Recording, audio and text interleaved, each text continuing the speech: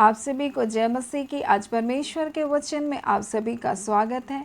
परमेश्वर पिता आज अपने वचनों के द्वारा आप सबको बहुत ऐसे आशीष को दे।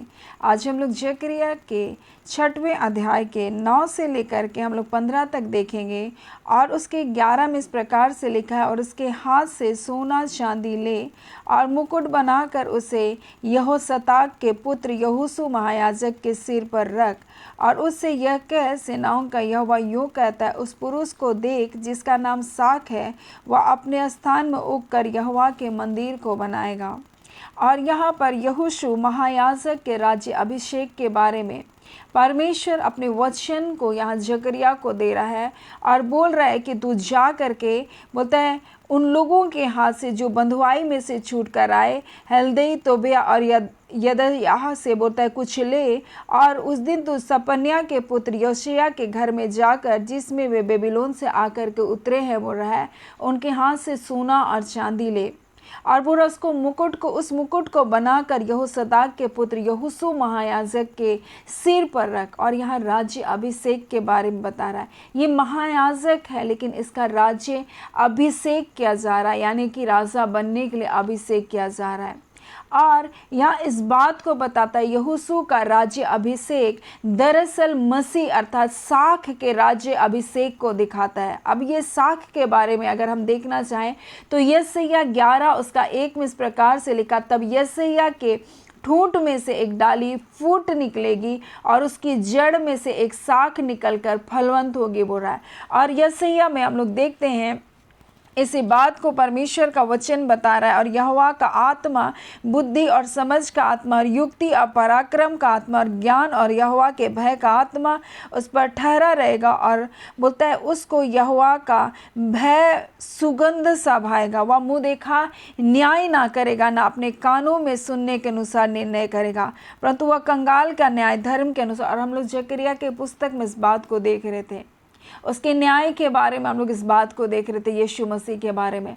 और यहाँ इस बात को बता रहा है, यहोशू का राज्य अभिषेक दरअसल यीशु मसीह के राज्य अभिषेक के बारे में दिखाता है, क्योंकि यीशु याजक और राजा दोनों है बोल रहा है।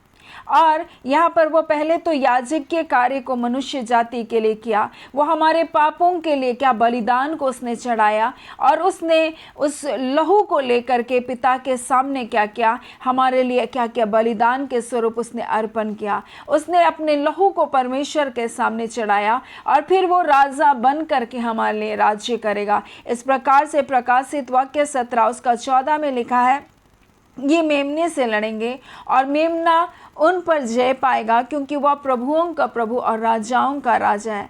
और जैसा लिखा हुआ यूहन्ना 12 उसका 15 में, हे सिय्योन की बेटी मत डर, तेरा राजा गधे के बच्चे पर चढ़ा हुआ चला आता है।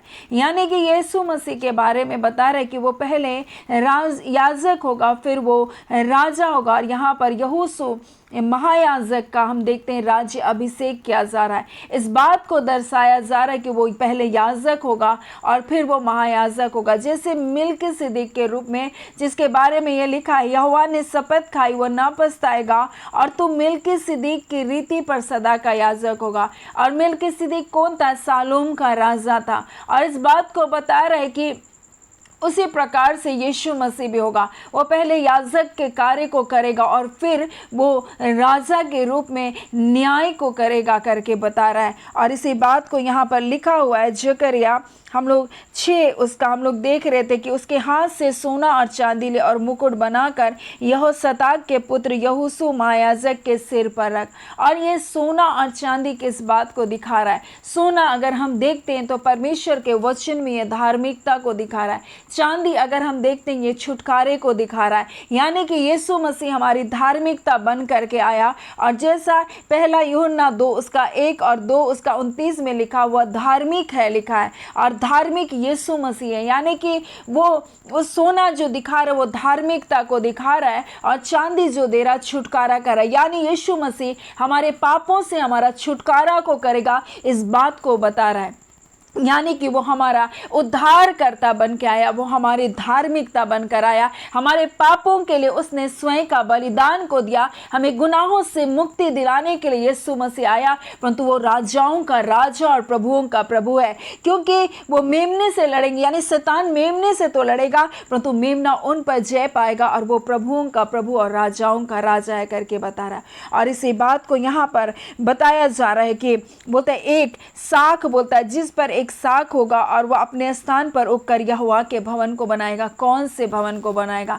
यीशु मसीह जब अपने देह के बारे में बता रहा था तो इस बात को बता रहा था कि तुम इस मंदिर को ढा दो और मैं इसको 3 दिन में फिर बना दूंगा। लोग सोच रहे थे यरूशलेम मंदिर के बारे में, लेकिन वो अपने देह के बारे में बता रहा है। यानी कि परमेश्वर का वचन इस प्रकार से कहता है, वो हमारे जीवन को बनाएगा, हमारी टूटी हुई जिंदगियों को बनाएगा और फिर से बनाएगा। और इस प्रकार से परमेश्वर का वचन यहाँ कह रहा है कि फिर दूर दूर से लोग आकर यहोवा के मंदिर को बनाने में सहायता करेंगे। यानी और लोग भी जो अन्य जातियों के बारे में कह रहा है वो भी आकर के बोलते हैं परमेश्वर के संग मिल जाएंगे, वो परमेश्वर के कहलाएंगे। जिसको हमने दूसरे अध्याय में देखा कि वो यरूशलेम के शहरपनाह के बाहर मनुष्यों की बहुतायत हो जाएगी, पशुओं की बहुतायत हो जाएगी। और इस प्रकार से वहाँ पर लिखा है कि अन्य जातियां भी परमेश्वर के पास चलेंगी। और तो लिखा है कि और वहाँ बहुत सी जातियां यहोवा से मिल जाएगी, मेरी प्रजा हो जाएंगी और मैं तेरे बीच में वास करूंगी। यानी कि यहाँ पर इसलिए इस कारण लिखा हुआ है कि दूर दूर से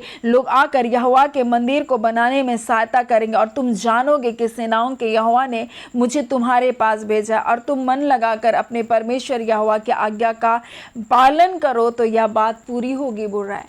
यानी कि अगर तुम आज्ञा का पालन कर रहे हो पूरे मन के साथ तो परमेश्वर तुम्हारे जीवन से भी यही कुछ करेगा, और तुम भी परमेश्वर के मंदिर को क्या करोगे? बनाने में तुम सहायता करोगे। और यह मंदिर मनुष्य का जीवन है जो आज पापों के कारण, बीमारियों के कारण, अंधकार के कारण टूटा है, बिक रहा है, नष्ट किया गया है। आज कितने ऐसे लोग हैं जो अपने जीवन को खत्म कर देना चाहते हैं। क्यों? क्योंकि वो सोचते हैं आज मेरे जीवन का कोई महत्व नहीं, इस जीवन को कोई चाहने वाला नहीं, कोई प्रेम करने वाला नहीं, कोई दया करने वाला नहीं, कोई सहायक नहीं। लेकिन वो परमेश्वर है जो हमसे प्रेम करता, और प्रेम की खातिर उसने अपने इकलौता बेटा यीशु मसीह को दिया, और वो टूटे हुए भवन को, टूटे हुए मंदिर को फिर से बनाएगा करके परमेश्वर का वचन कहता है। वो आपकी पुरानी जर्जर जिंदगियों को फिर से नया कर सकता। हो सकता है आप सोचते हैं कि मेरा जीवन किसी के लायक नहीं है, मेरा जीवन खत्म हो चुका, अब कोई उम्मीद नहीं, परंतु यीशु मसीह इसलिए आया कि आपके जीवन को फिर से नया कर दे, वो आपको फिर से आपके जीवन में एक नई शुरुआत कर दे। इसलिए यीशु मसीह आया, वो आपकी धार्मिकता बनकर आया। हो सकता है आप गुनाहों में, पापों में हो और सोच रहे हैं कि आज मेरा जीवन पापों में है, क्या मैं कभी धर्मी बन सकता हूँ? लेकिन यीशु मसीह का लहू हमें सब पापों से क्या करता है? शुद्ध करता है। वो अपनी धार्मिकता को हमें देता है। वो चांदी इस बात को दिखा रहा है कि चांदी का मुकुट इस बात को दिखा रहा है कि वो हमारा छुटकारा है, पापों से छुटकारा, श्रापों से छुटकारा, और हमारे जीवन को फिर से वो नया करने की सामर्थ को रखता है। वो यीशु मसीह है। और इसलिए बोला जो कोई उस पर विश्वास करेगा वो नाश नहीं होगा परंतु अनंत जीवन को पाएगा। और यीशु मसीह बोलता है एक साख निकलेगी। इस प्रकार से परमेश्वर का वचन कह रहा है कि, और बोलता है सेनाओं का यहोवा यूं कहता है, उस पुरुष को देख जिसका नाम साख है, वह अपने स्थान में उग कर यहोवा के मंदिर को बनाएगा, बोल रहा है। और इसलिए हम लोग हम लोग इस वचन को हम लोग पढ़ रहे थे कि बोल के इस बात को बताया जा रहा था कि एक ठूंठ, बोलता है यिशै में से, बोलता है यिशै के ठूंठ में से एक डाली फूट निकलेगी और उसकी जड़ में से एक साख निकल करके फलवंत होगी। और यीशु मसीह के बारे में ये बताया जा रहा है कि वो साख और कोई नहीं परंतु यीशु मसीह। और यहाँ पर यहोशू महायाजक का राज्य अभिषेक दरअसल यीशु मसीह के राज्य अभिषेक को बता रहा है कि एक याजक एक राजा बन जाएगा और वो न्याय को करेगा। इसलिए लिखा है उसके वचन में कि मेमने से वो लड़े परंतु मेमने पर जय नहीं पाए, क्योंकि वो राजाओं का राजा है, वो प्रभुओं का प्रभु है। और वो हम पर प्रभुता करने वाला परमेश्वर वो प्रभु है, सारे पृथ्वी का प्रभु, सारी वस्तुओं का प्रभु, हर एक मनुष्य का प्रभु वो ही है। और इसलिए बोल रहा है वो प्रभुओं का प्रभु, राजाओं का भी राजा है। और यहाँ इसलिए ये वचन को कहा जा रहा है कि वहाँ पर इस प्रकार से लिखा है कि वो अपने स्थान में उग करके यहोवा के भवन को, यहोवा के मंदिर को फिर बनाएगा। और वो मंदिर और कोई नहीं परंतु हम हैं, जो हमारा जीवन टूटा और बिखरा था, परंतु यीशु मसीह के अनुग्रह के द्वारा हमारे जीवन को उसने फिर से नया कर दिया। वो परमेश्वर आपके जीवन को भी नया कर सकता है। वो आपसे प्रेम करता है क्योंकि आप उसकी रचना है। इस संसार में हो सकता है कोई आपसे प्रेम करे ना करे, परंतु वो परमेश्वर आपसे प्रेम करता है क्योंकि उसने अपने हाथों से आपको रचा और आपको बनाया है। वो आप जितना अपने आप को नहीं जानते, वो परमेश्वर आपको जानता है और वो आपके जीवन को फिर से नया करने की ताकत को रखता है। सो आइए हम अपने जीवन को परमेश्वर के हाथों में सौंप दें। वो परमेश्वर भला परमेश्वर, वो अपनी भलाइयों से आपको तृप्त करेगा। परमेश्वर पिता इन वचनों के द्वारा आप सबको बहुत ऐसे आशीष को दे। आमीन। आइए हम प्रार्थना करेंगे। धन्यवाद देते हैं जीवते सच्चे सामर्थ्य खुदावन खुदा, राजाओं के राजा, प्रभुओं के प्रभु, अद्भुत युक्ति करने वाले पराक्रमी सामर्थी मेरे पिता परमेश्वर, अब्राहम इसहाक याकूब के परमेश्वर, ना बदलने वाले हमारे बादशाह पिता, अगम में ज्योति में रहने वाले परमेश्वर पिता, खुदावन परमेश्वर, जो लोग घोर अंधकार में बैठे थे प्रभु जी, आपका वचन कहता उन्होंने पिता, हाँ पिता परमेश्वर, आपकी ज्योति को देखा प्रभु जी। हाँ खुदान प्रभु, जो मृत्यु के तराइयों में बैठे थे प्रभु जी, आप उनके लिए जीवन बनकर आए खुदान। आज यीशु के नाम से प्रभु, ये मृत्यु की तराई में बैठे प्रभु, अपनी जिंदगियों को प्रभु खत्म कर देने के पिता कगार में बैठे, परंतु खुदावन यीशु तेरे धर्म में दने हाथ से प्रभु जी इन्हें उठाकर खड़ा कीजिए, इन परिस्थितियों को बदल दीजिए इनके जिंदगियों में प्रभु, और एक नया जीवन, एक नया टाइम यीशु के नाम से इनके जीवन में आप पिता शुरू कीजिए पिता। आपके दया के द्वारा इनके पाप, इनके अपराध क्षमा किए जाए खुदा प्रभु, और इसी घड़ी पिता अपनी शांति से इन्हें भर दीजिए प्रभु जी। हर निराशा, हर दुर्बलता, हर एक कमजोरी यीशु के नाम से इनके जिंदगियों पर से जाने पाए। ये बीमारियां इनको खत्म कर देना चाहती है, परंतु पिता आपने कहा कुछ भी खत्म नहीं होगा प्रभु। हाँ खुदावन परमेश्वर, आप इस अंतिम समय में प्रभु जी आप उनको नया जीवन को दे रहे प्रभु, और बता रहे खुदा आप स्वर्ग और पृथ्वी के मालिक है प्रभु, आप सृष्टि करता है प्रभु, आप सृजनहार परमेश्वर। आपने एक एक अवयव को परमेश्वर जो खराब हो चुका, डैमेज हो चुका, और पिता डॉक्टर ने कह दिया अब कुछ नहीं हो सकता, खुदावन यीशु के नाम से प्रभु जी इनके अवयव नए हो जाने पाए, यीशु के नाम से एक नया जीवन इनके जीवन में आने पाए। खुदावन परमेश्वर पिता आपका धन्यवाद करते हैं, आप ऐसा कर रहे प्रभु जी अपने लोगों के जीवन में। खुदावन परमेश्वर, अपने लोगों को आपने छुआ है प्रभु, अपने लोगों से आपने बातचीत किया है प्रभु जी, अपने लोगों को अपने यहाँ जीवन दे रहे पिता, आपका धन्यवाद देते हैं। हाँ पिता, बीमारियां चंगी की गई है प्रभु, बंधन तोड़े गए हैं प्रभु जी, अपने आपके लोग शांति से भरे गए पिता, आपका धन्यवाद। जय छुटकारा यीशु के नाम से आने पाए, तमाम परिस्थितियां यीशु के नाम से बदल जाए प्रभु।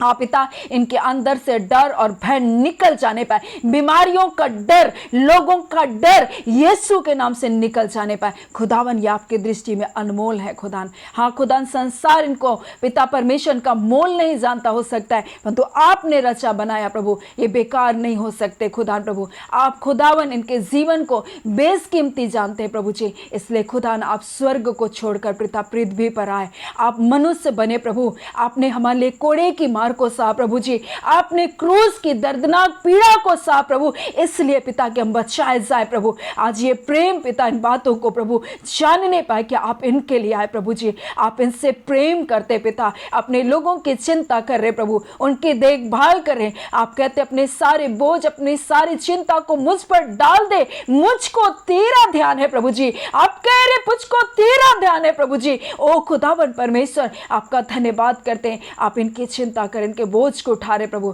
आप इनका ध्यान रख रहे, अपने लोगों का आपका धन्यवाद देते हैं। धन्यवाद के साथ पिता ये प्रार्थना आपके बेटे यीशु के नाम से मांगते हैं, दया सुने अनुग्रह से ग्रहण कर लीजिएगा। आमीन। परमेश्वर पिता आप सबको बहुत ऐसे आशीष को दे। आमीन।